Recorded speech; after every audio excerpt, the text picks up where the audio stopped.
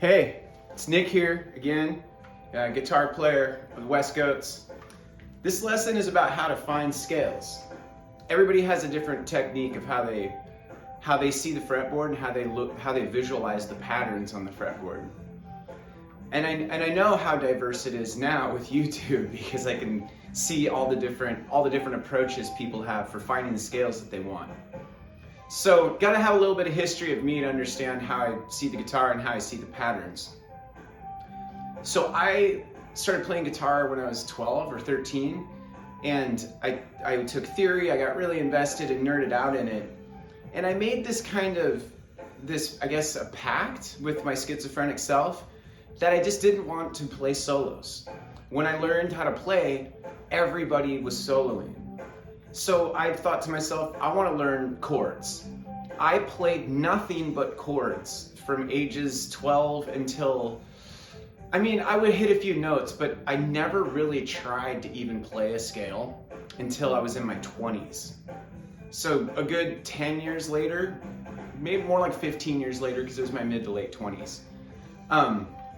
So based on that history, will kind of explain to you how I find the scales I want. So I go off of chords.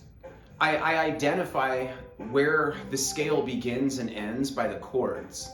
And there's more reasons to it now too than just recognizing patterns. For me, it's if there's an assembly of notes in some place on the fretboard that builds the chord that is that key of the scale you want to play, well then there must be a lot of great notes there to work with. And there is. So here's the simplest way to put it. If you're an advanced guitar player, you'll know exactly what I mean when I say this. And if you're not, you'll figure it out eventually. So the way I base my scales, if I'm playing with a band and I don't even know what key I'm in, this is the formula I use to find my way around. I base all of my scales off of root 6 and root 5 bar chords, these bar chords. So basically, if I'm in D minor, I'll be like, I'll go to the root 6 D minor, which is right here. And I can start building off of the scale there. I also like to start somewhere comfortable.